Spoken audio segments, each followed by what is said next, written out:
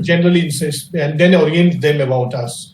I thought probably that gets a little too late. I think it's important for us to seem to have take some the people orientation a little early in pre-admission, actually, and that actually probably will help them take decisions about where to do and what is this school about. And I'm interested in design, but I actually have no idea what actually it takes, where does it take me to.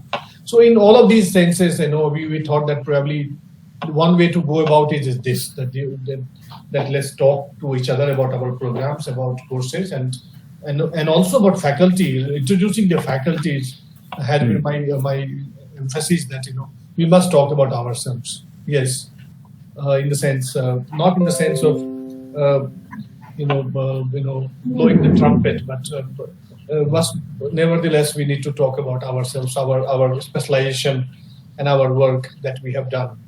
So I will join and say a little bit about. Actually, this webinar is being conducted by the Student Services Division, and therefore some basic remarks that I have been making in other webinars also, that we are there at the division we are responsible for admission and also facilitation of their stay and scholarship, travel grants, learning enhancement funds, and all of this. And also a bit of introduction about our university. It's a new university. It's a Government of Delhi University. It's not Delhi University. It's a university which is a state university, which is 100% funded by the Government of Delhi. And therefore 85% of its seats are reserved for Delhi students, and 15% seats are reserved for outside Delhi students. So 85% seats are reserved for Delhi students, and there has to be some clarification around it, this information. Who are those people who can avail this 85% reservation? Those students, irrespective of your domicile and that, if you have done your graduation, your last degree from Delhi, then you are eligible. For example, if you have done your BA from Delhi, one of the colleges of Delhi, then you are eligible for a master's level program. If you are applying Ambedkar University, then you are eligible for that 85%. Similarly, if you are wanting to have a seat in the BA program, and then you have done your schooling from one of these schools of Delhi, then you are eligible to apply there for 85%. That makes you eligible for Delhi 85% reservation. That's very, very important. And I'm saying this every time in all the webinars so far, that this distinction must be very clear to everyone. Also, there are very generous and very, very liberal sort of scholarships and student welfare funds and learning enhancement funds, travel grants, and all of these here. I think definitely comparatively better than many others in many ways. Also, keeping in line with our in principle commitment to the idea of access and idea of making the higher education accessible to the margin. To respect that and to show that commitment, I think it must be the only university which gives 100% tuition fee waiver to the SC/ST students from the day they join. We don't charge anything to begin with, and that's basically to facilitate. And because we believe that there is a mandate about public universities, and that mandate is critically about being sensitivity to the marginalities of all kinds, and not just economic marginality, but economic, social, and all of this. So some of these things are I'm sure enough to kind of suggest that that we mean what we say, and it's not without reason that the university is named after the iconic Dr. B.R. Ambedkar. So this university is known as Dr. B.R. Ambedkar University, Delhi, in short AUD, and we are not a college. There are, of course, institutions and universities in the name of Dr. B.R. Ambedkar, and hundreds of these. But in Delhi, there is a college called Dr. Bhimrao Ambedkar College within Delhi University. Many a times people confuse and they ask, "Oh, your college in Karampura or your college in Lodi Road?" No, they are not colleges; they are campuses. We are a unitary idea, unitary university, and then multiple campuses. So we have, like School of Design is located in Kashmiri Gate campus, or some schools like School of Global Affairs is located in Karampura campus, but that doesn't make them any less. Nobody feels that they are the center of the world. Definitely not. So in that sense, various schools are located in different locations, because we are in that mode of transition at the moment. We believe that our new campuses in Dhirpur and in Rohini would be ready sooner than later, and I think hopefully that moment of transition, especially in geographical terms, in spatial sense, probably will be, the long wait will be over, I'm sure.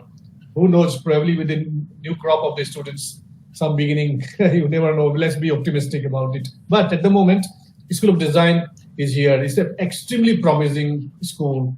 And I can see smiling Benu, and otherwise he's very thoughtful and very rarely he smiles. But today he's smiling, and that gives me hope.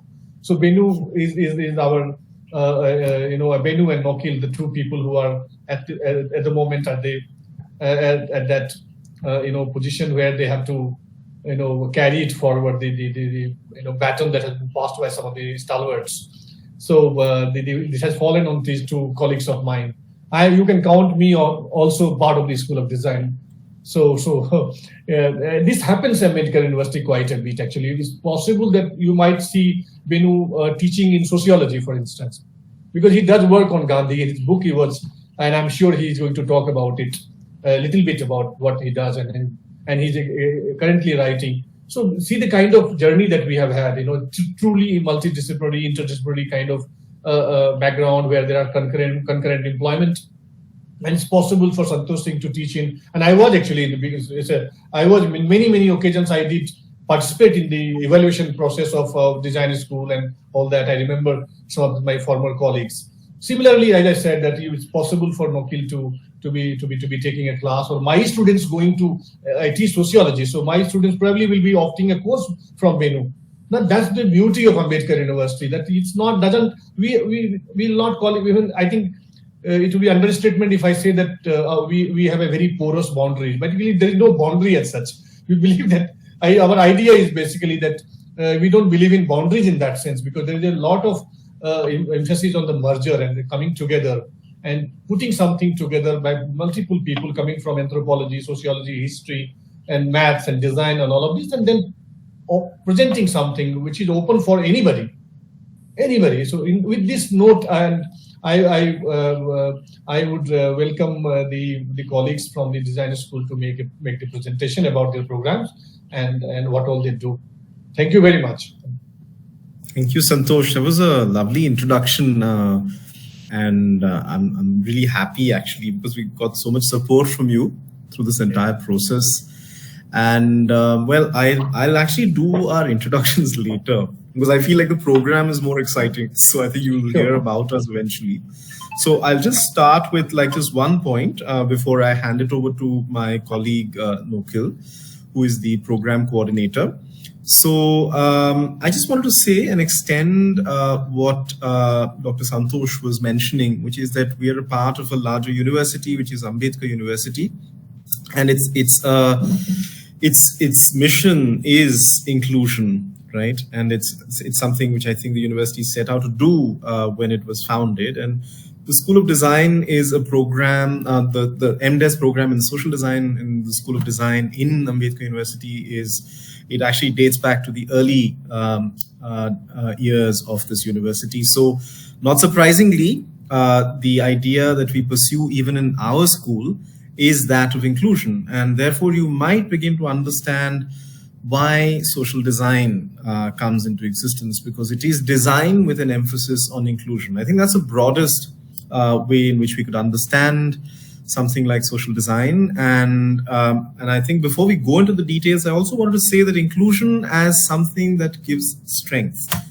which is, I think, through the most vibrant and rich associations that we make, through the richest range of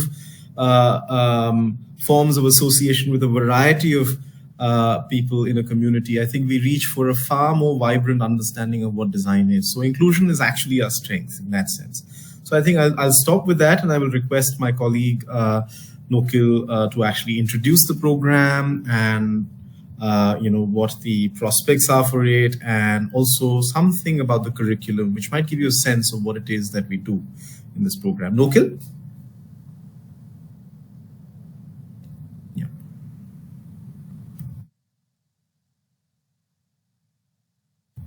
Nokil, you're not audible for some reason. Hello? Hello? Yeah. Hello? Yeah. Yeah. Am I audible now? Okay. Yeah. Okay. Thank you, Dr. Venu and Santosh sir. I think whenever we need it, we got huge support from all the departments, especially from student services. And we are really thankful for that.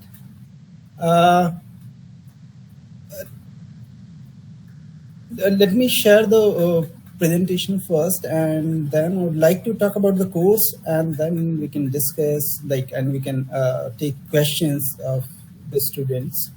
So just 1 second.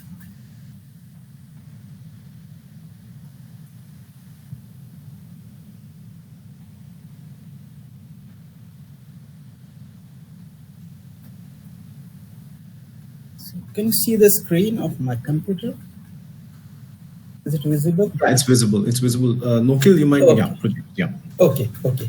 So I think this course is very unique, very different, and this is the only school which is running this course in India. And yes, this course is like you can find abroad, but in India, this is the only school which running social design as a program.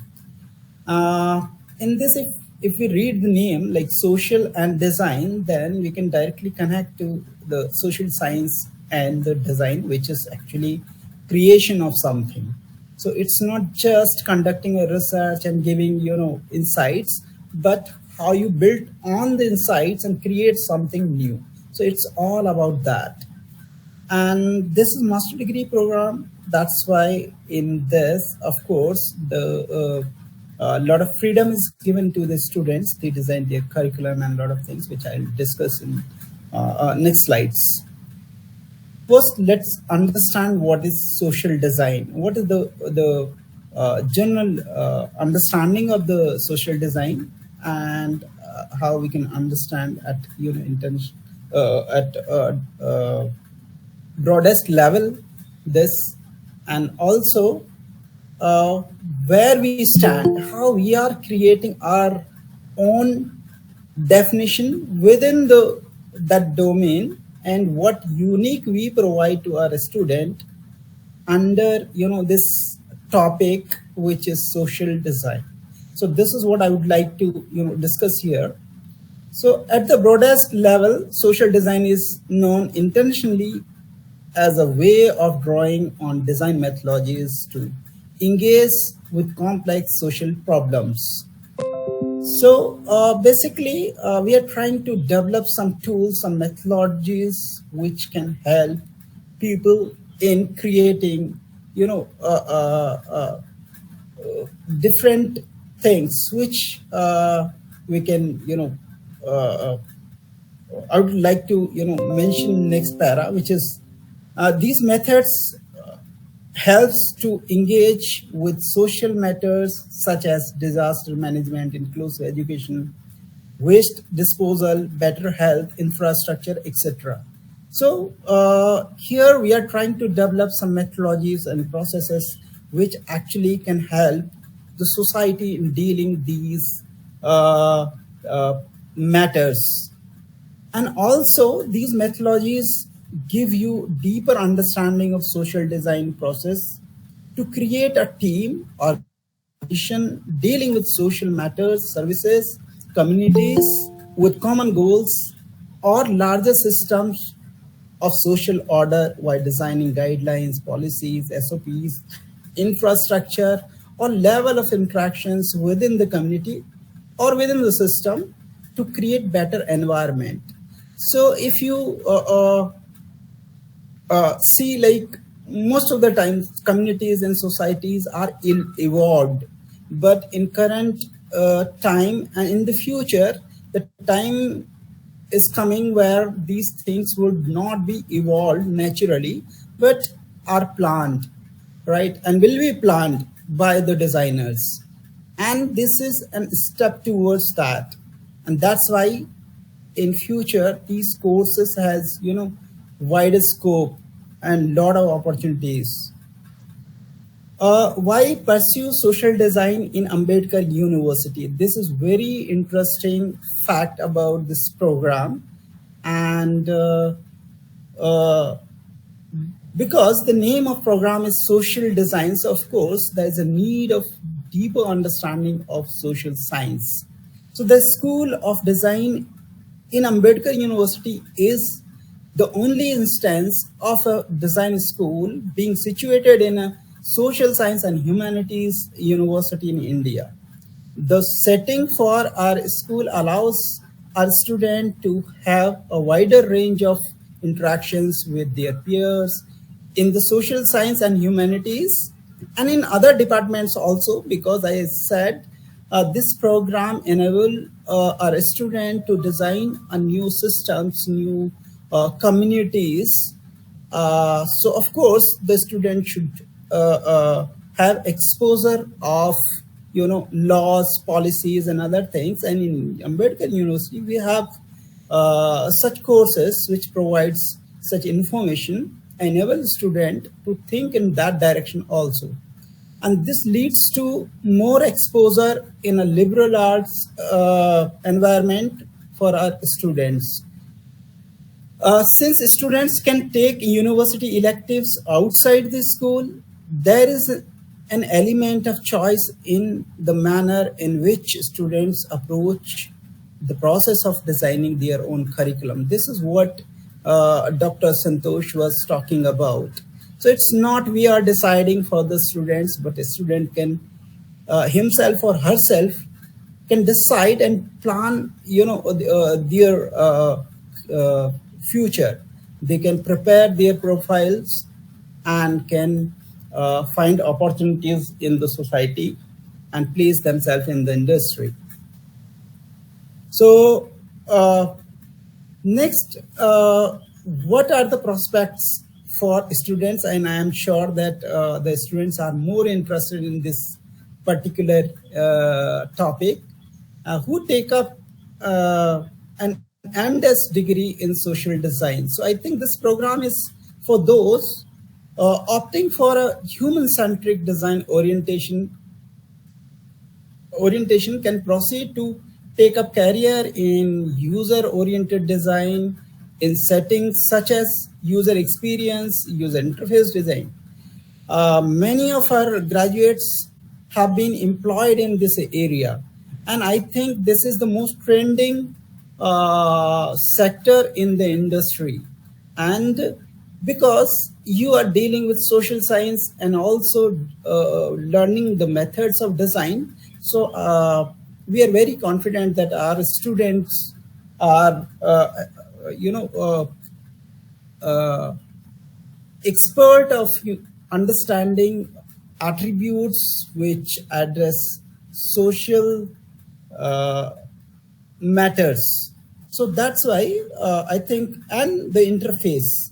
So they have deeper understanding of interactions at different levels in the society. That's why they are the best professionals for this particular profile. Those opting for a career in social entrepreneurship, inclusive design, and the social sector, including NGO and spaces. So of course, you can create your own environment systems, your own NGOs, your own companies to make life better. And you can carry the core value of this program, which is like how to design something which is very inclusive, which is accommodating a larger population. So, and this program is for those opting for academics, fan out in a variety of fields such as education, human geography, policy research, etc. So basically, social design students can make their place in any team wherever the deeper understanding of personality traits, social matters, and the human interactions is needed. So, and our curriculum is designed according to this only, keeping these things in mind. So, and our curriculum has uh, different verticals. So we have 4 verticals in this.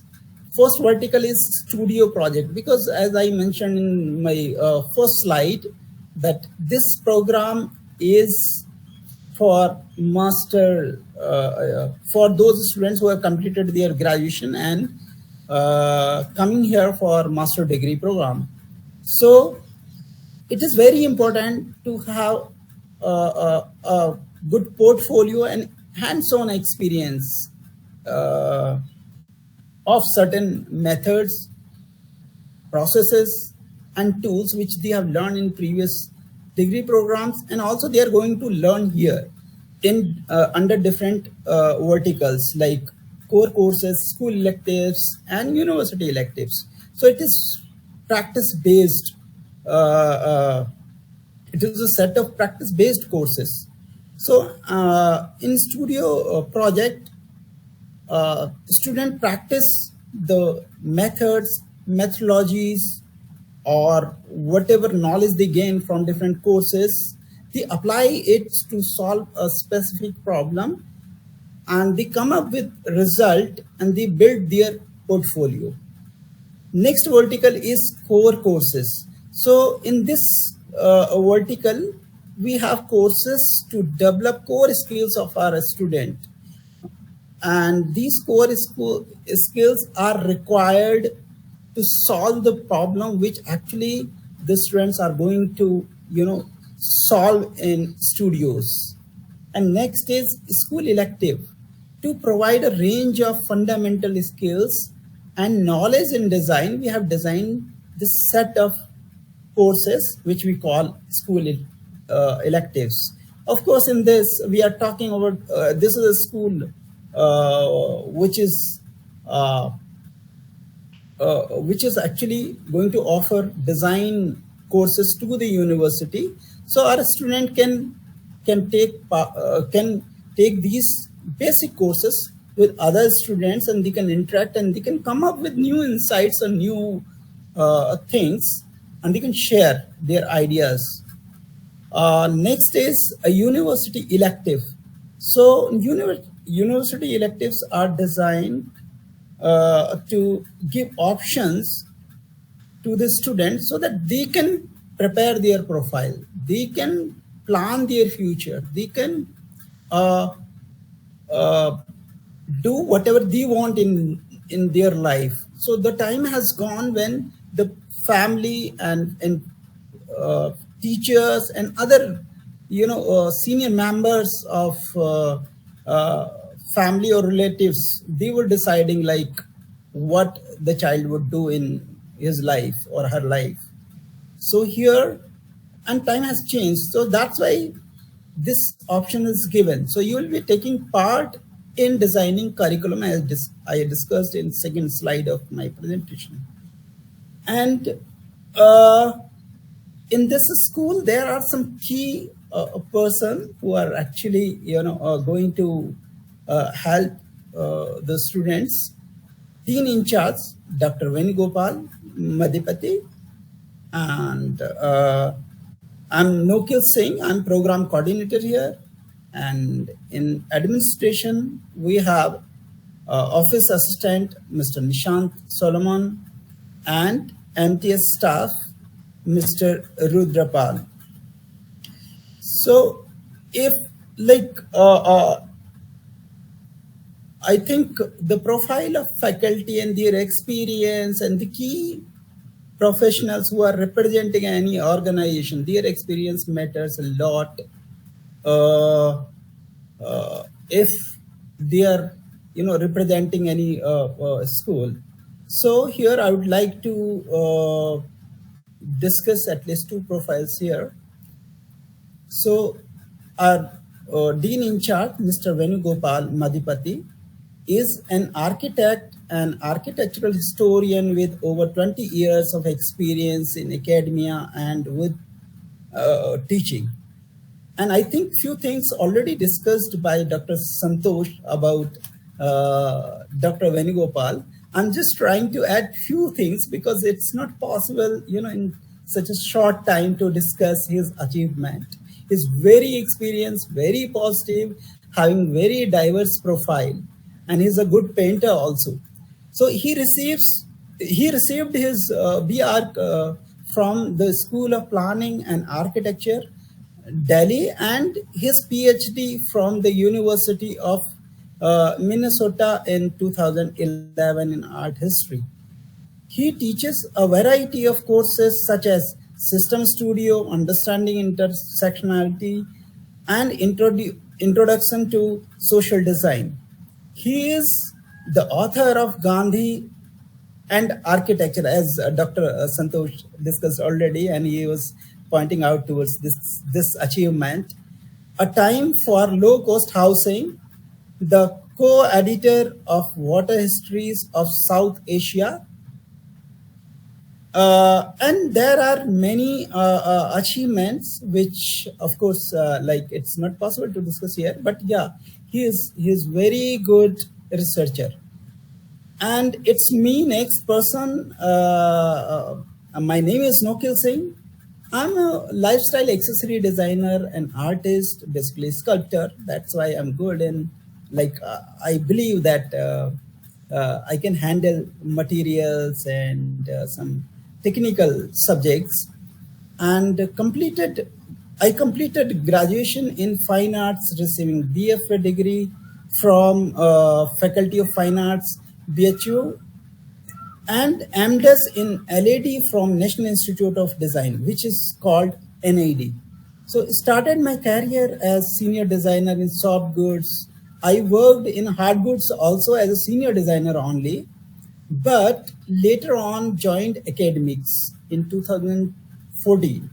Before that also I was taking a few courses, but yeah, I started as an academician in my career in 2014. With 10 years of experience, I taught many national and international units, actually courses, in different institutes, especially Nottingham units and Pearson units in institutes and colleges. I designed courses for NIFT and established new design departments, craft and accessory design department for a college which is situated in Jaipur, and product design department for a university which is situated in Bangalore. So this is what I have done. If anyone have questions regarding program or structure of program or anything about the career, you can ask the questions. And thank you. Yeah. Thanks, Nokil. It was thorough presentation, and I think I'll just add, a few small points, which is that this program is actually around 10 years old now, and it's had a variety of faculty. And I think a lot of people from NID have been a part of our journey, and Nokil is also from NID. So generally, I think what you find with people from NID is a very strong understanding of materials and form. And I think in that sense, it's because we are a program which is, I think, using a very big English word, it's like very cerebral. It's really, some parts of it are reading intensive and very thinking intensive, but at the same time, the interest in doing things, in actually creating something, because design is nothing if you're not creating something, right? I mean, that's the very simple understanding of design. And I think that's the core, right? And I think you'll see that, when you actually with people like Nokil, I think your sense of the ease with which you will make will improve. And I think that's one important thing, that if you're actually talking about something like social design, I think it sounds so heavy, right? But then actually it's only as heavy as you make it. I mean, insofar as you do need to get things done, even in society. And that social design is not just sitting and endlessly pontificating, but doing something. So I think to that end, I think developing some basic hands-on skills is also very important. And I think to that extent, we do have some degree of skilling in the program. Perhaps if you were to actually visit us later, or even join us, you will find that in our core studio vertical, what you find are like 4 different methodologies, actually 3 different methodologies, which are actually inculcated over 4 semesters, right? So the first semester studio will be about design thinking. Now that's a very standardized methodology, which I think designers all over the world, and all sorts of schools and programs kind of take up. So you will actually be introduced to that methodology and be actually asked to implement it in a very practical, commonsensical situation, which of course involves some kinds of problems that you encounter on an everyday level. The second semester is service design, right? So in that studio, which is the second part of your studio vertical, you'll be introduced to this methodology called service design, which actually involves creating something called service blueprints. And, a lot of things today are actually service design propositions, like, for instance, all of these apps that you use, Ola, Uber, Zomato, these are actually coming out of service design, right? So I think that's a methodology, I think, which you will develop and learn over the course of your second semester in the studio. The third semester, the kind of methodology that we take on is something called systems. And so systems thinking is again a design methodology, although it isn't limited to design methodologies. And I think that allows you to just zoom out and look at things at a very macro level, but also to actually understand that what you can do locally, which can actually have an impact at the largest possible level, right? So that's a kind of a degree of complexity. So as you will see, over the course of the studios that we have in our program, you start with a relatively smaller scale and you gradually build up. By the time you reach systems, you've actually gone on to a much bigger level. And as understandably, society also can exist at the very small level, and it can also be something which you engage with at a very complex macro level, right? So to that extent, I think some of our studios actually follow that pattern. And then finally, you have the final year studio, which is at the end of your, education. You have the final studio, which is actually project implementation. So whatever project you want to take on at that time, and combined with whatever skilling that whatever learnings that you have had over the past 3 semesters, you actually bring that into your final semester studio. And alongside this, of course, we also have an internship program. So you will, get a chance to actually go and intern. So we would like our students to actually develop this kind of industry connection.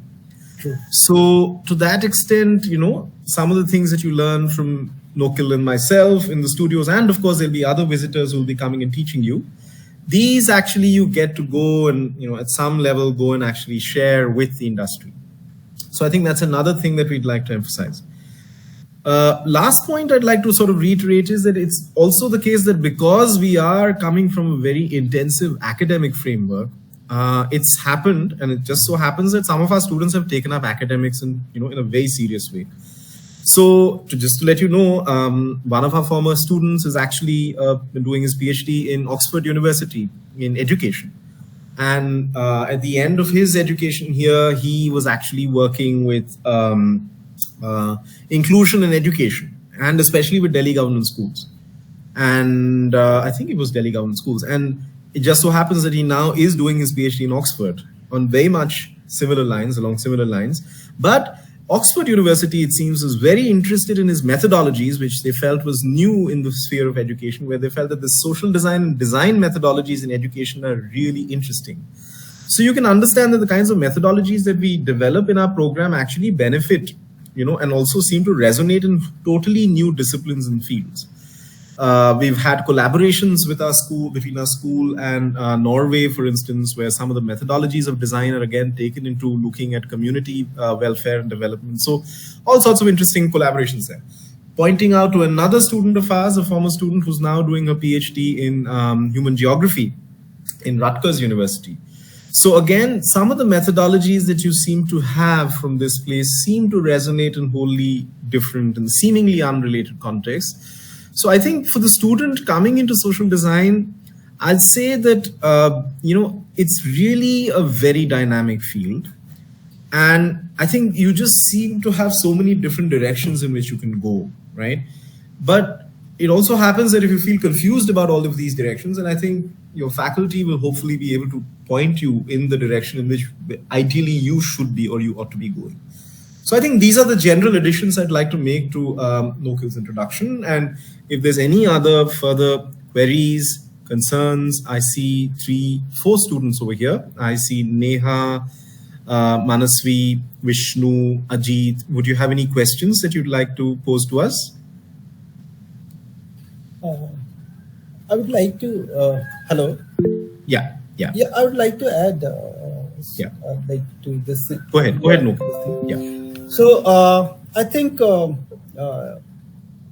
if every team of the industry need a social designer, because it's not about developing only products, only infrastructure which is tangible.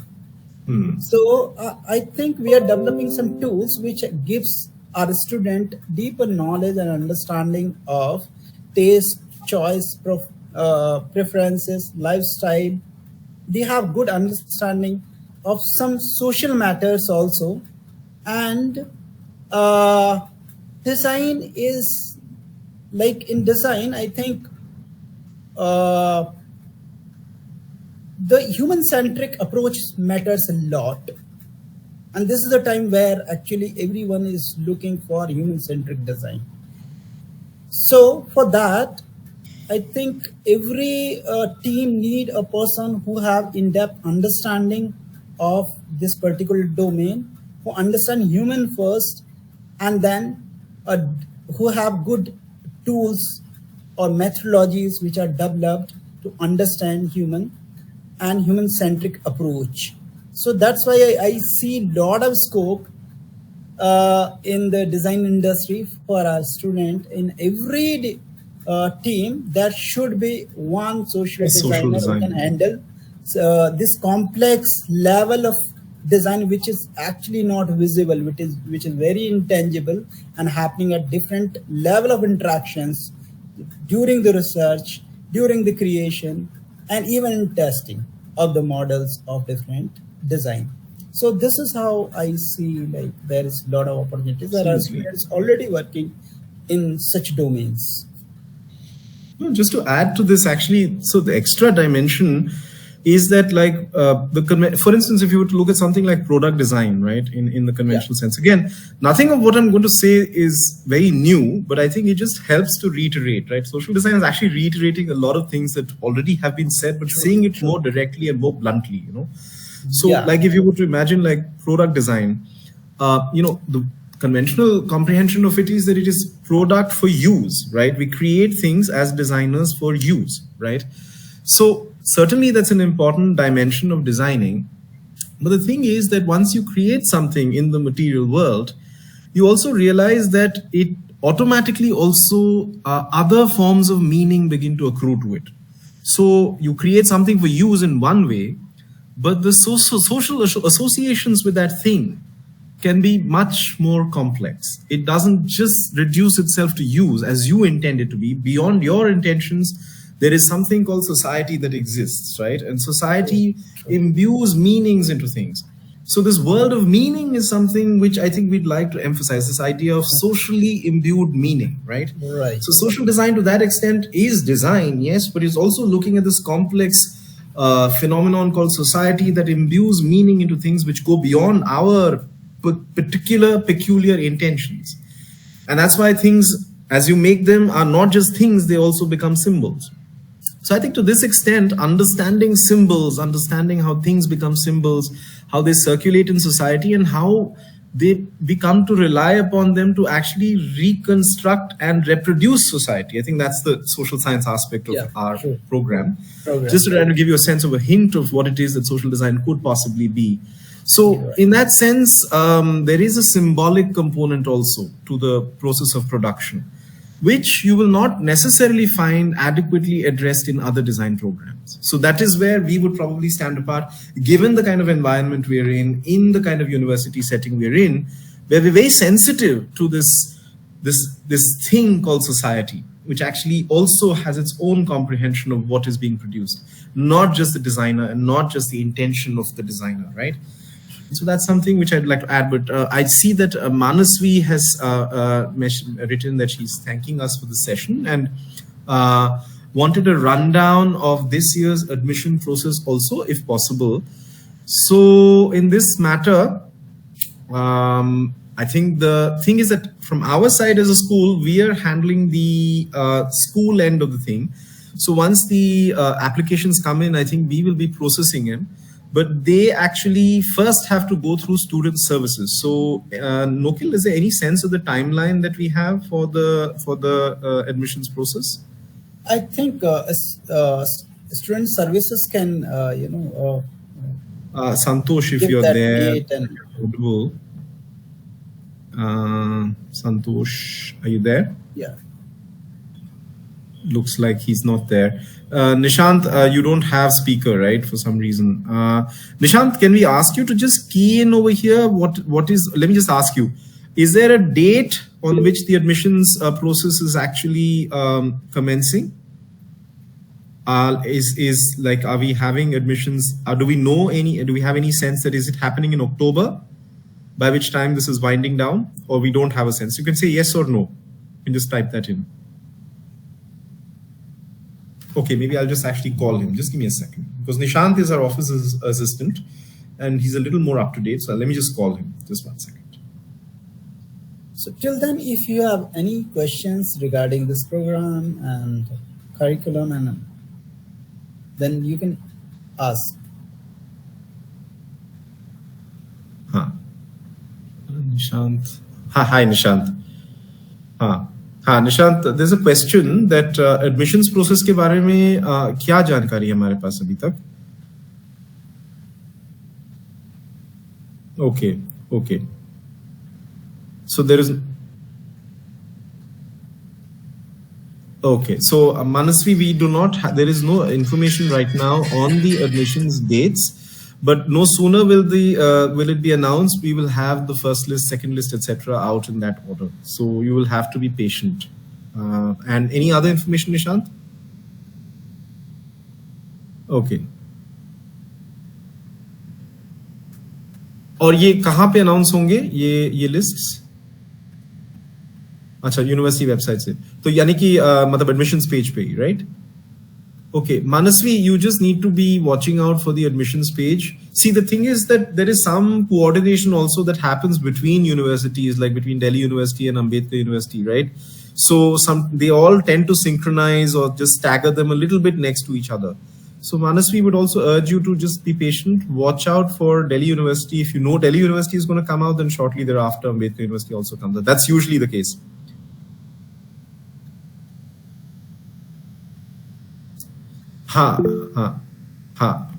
Manasvi, Nishant has given his email address over here, so you can get in touch with him online and he will keep you posted in case there are any developments. Okay? Okay. Yeah. Okay, Nishant. Yeah. Any other questions? There are some others also here. Vishnu, Ajit Singh, anybody? Neha. Okay. I mean, if you have any questions, you can always send them by email to nishant at aud.ac.in.